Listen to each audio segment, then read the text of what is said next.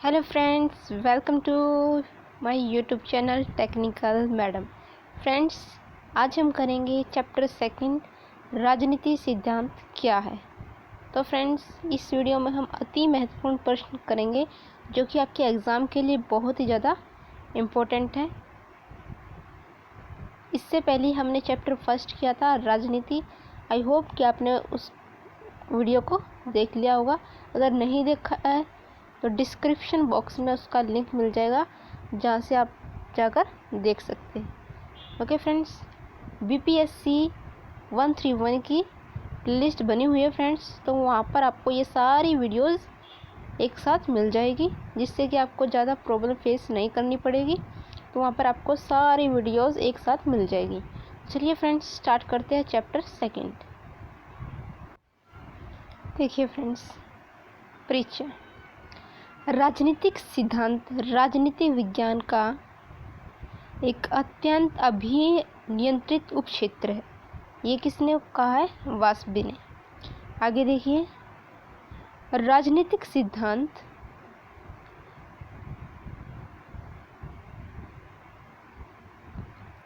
राजनीतिक सिद्धांत मात्र एक परिकल्पना न होकर राजनीति विज्ञान, नीति एवं तत्व ज्ञान का भावपूर्ण चिंतन है। राजनीतिक सिद्धांत का प्रयोग परंपरागत रूप में राजनीतिक विचारों के इतिहास हेतु किया जाता है, जबकि आधुनिक रूप में यह राजनीतिक व्यवहार के व्यवस्थित अध्ययन के लिए किया जाता है। आगे देखिए, प्रोरिस। देखिए फ्रेंड्स, ये वक्ता हैं जिनके अनुसार ये स्टेटमेंट दी गई है। देखिए, प्रोरिस दुब्रजर के शब्दों में क्या राजनीतिक सिद्धांत की परिभाषा है। देखिए, यह अवलोकन, प्रयोग और तुलना के परिणामों को एक रस बनाता है तथा घटनाओं के समूह के अंतर्गत समझी व पहचानी जाने वाली सामग्री को क्रमबद्ध व समन्वित ढंग से अभिव्यक्त करता है। आगे देखिए, राजनीतिक विज्ञान का अध्ययन केवल राजनीतिक क्रियाकलाप ही नहीं, वरन सभी राजनीतिक गतिविधियों, लोगों की निरंतर आवश्यकताओं, सभ्य मानव जाति की प्रगति का आवश्यक उपकरण है। राजनीतिक सिद्धांत एक सुव्यवस्थित सामाजिक व्यवस्था लाने के निष्पक्ष एवं स्पष्ट उद्देश्य के लिए कल्पना के रूप में विज्ञान के आधार पर एवं तत्व ज्ञान के साथ सम्यक रूप से परिवर्तनशील है। आगे है, राजनीतिक सिद्धांत राजनीति विज्ञान का एक मूल क्षेत्र है। राजनीतिक सिद्धांत शैक्षणिक विषय के रूप में हाल ही में उभर कर आया है। इससे पहले इस उद्यम में शामिल लोग खुद को दार्शनिक अथवा वैज्ञानिक मानते थे। व्यवहारिक चिंता के क्षेत्र को बढ़ाने वाली बौद्धिक परंपराओं के लिए राजनीतिक सिद्धांत एक उपयुक्त शब्द है, और यह लोगों के सामाजिक रूप से सह अस्तित्व को महत्वपूर्ण परिप्रेक्ष्य में देखता है। राजनीतिक सिद्धांत पूर्णतः राजनीतिक विज्ञान था, और सिद्धांत के बिना विज्ञान नहीं हो सकता था। अतः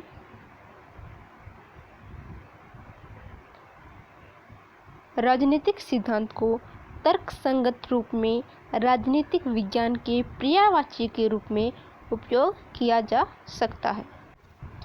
नेक्स्ट फ्रेंड्स, राजनीतिक सिद्धांत का विकास कैसे हुआ। ये देखिए, ये आपकी हेडिंग है फ्रेंड्स, जो कि आपको बहुत ही ज़्यादा हेल्प करेगी आपके एग्ज़ाम में। राजनीतिक सिद्धांत का विकास समाज में होने वाले परिवर्तनों के परिणाम स्वरूप राजनीतिक सिद्धांतों का विकास होता है। राजनीति को अलग अलग प्रकृति और उत्पत्ति के संदर्भ में अच्छी तरह से समझा जा सकता है, क्योंकि जब विचारधाराओं और पूर्व आग्रह के सिद्धांतों को परिष्कृत व शुद्ध किया जाता है तो कुछ नियम बनते हैं जिन्हें ज्ञान भी कहा जा सकता है। राजनीतिक सिद्धांतकार आदर्शों को भी खोजते हैं जिनके विचार जीवन को बेहतर बना सकते हैं, अतः वे ठोस राजनीतिक स्थिति से प्रेरित होते हैं। राजनीतिक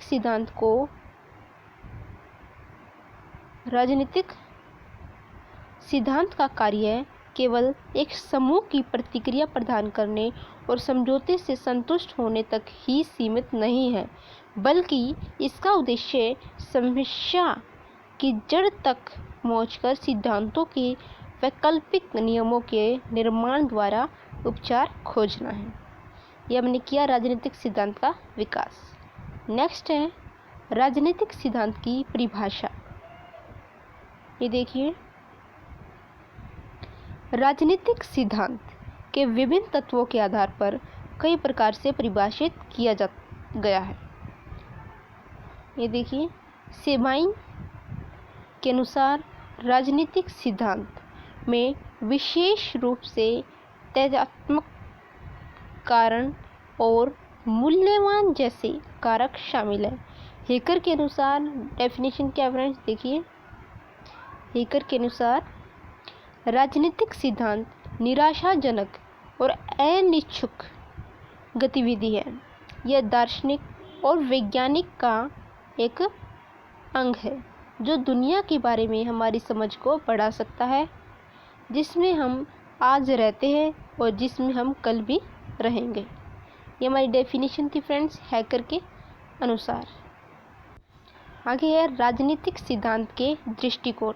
ये क्वेश्चन फ्रेंड्स आपसे पूछा जाता है, राजनीतिक सिद्धांत के दृष्टिकोण क्या है। तो देखिए,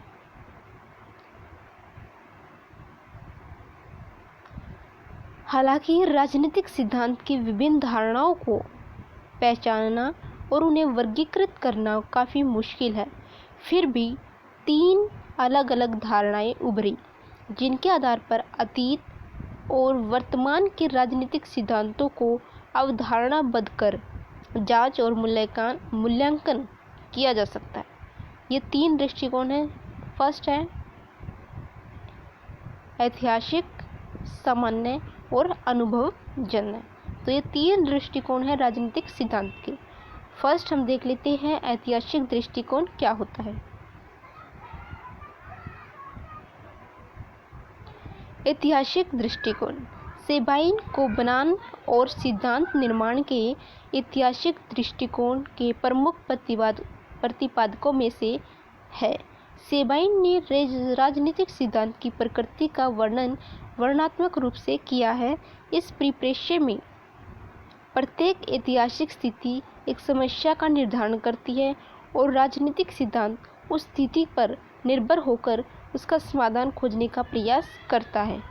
कोबनान के अनुसार परंपरागत विधि राजनीतिक सिद्धांत की समस्याओं पर विचार करने का सही तरीका है।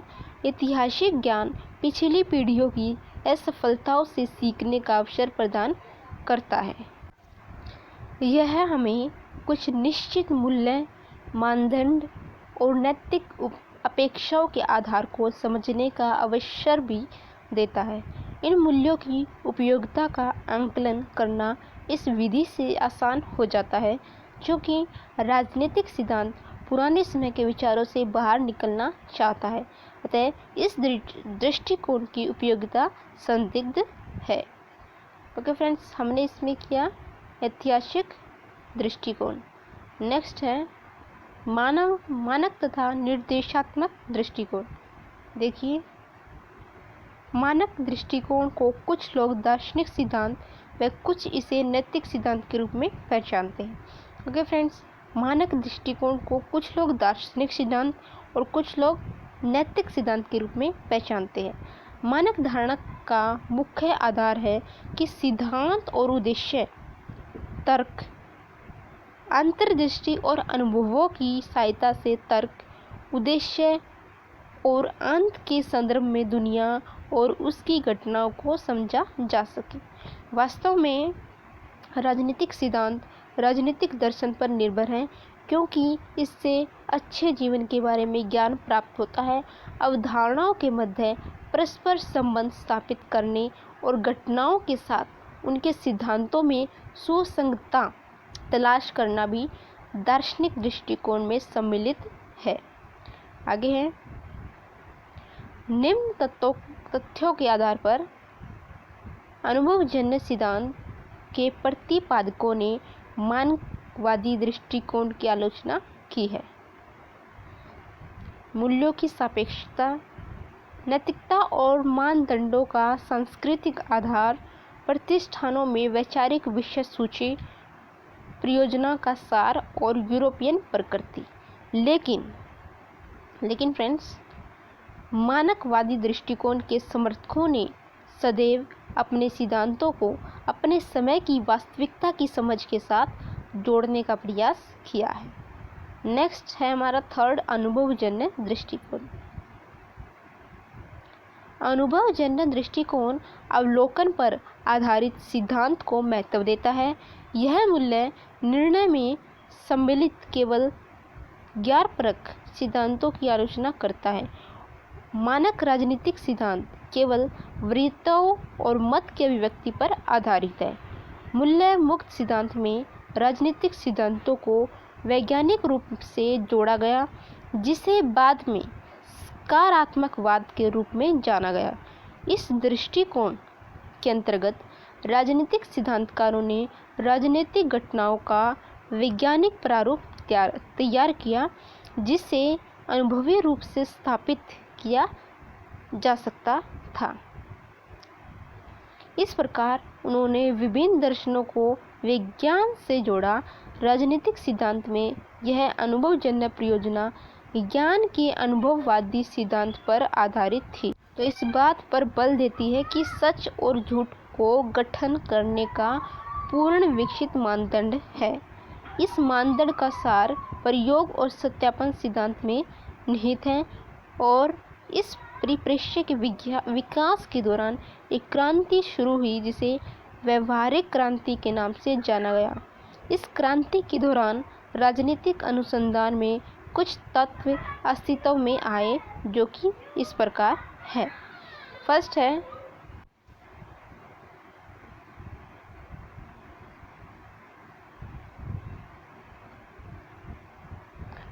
विश्लेषण की मात्रात्मक तकनीक को प्रोत्साहन देना।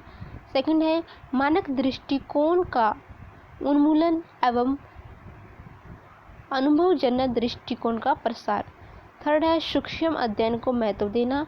फोर्थ है विशेषज्ञता का प्रचार। फिफ्थ है व्यक्तिगत व्यवहार को डाटा का आधार मानना। और सिक्स्थ है मूल्य मुक्त शोध को प्रोत्साहित करना। आगे है व्यवहारिक सिद्धांत को एक विरोधी सिद्धांत का रूप देकर हास्यप्रद बना दिया और विचारधारा को अमूर्तता और यूरोपियों के समानार्थी बना दिया। कार्ल पोपर ने वैज्ञानिक ज्ञान के मानदंड के रूप में मिथ्याकरण के सिद्धांत की स्थापित करके नई अवस्था को जन्म दिया। इसी प्रकार थॉमस कुन इसे लाकाटॉस और मैरी हेसे ने तथाकथित वैज्ञानिक सिद्धांत की आलोचना की। फ्रेंड्स, ये थे आपके राजनीतिक सिद्धांत से रिलेटेड क्वेश्चन। जैसे कि फ्रेंड्स, अगर इससे रिलेटेड आपका कोई भी क्वेश्चन आपके एग्ज़ाम में आता है राजनीतिक सिद्धांत से रिलेटेड, तो आपका वो क्वेश्चन आप बहुत ही ज़्यादा अच्छे से अटेम्प्ट कर सकते हैं।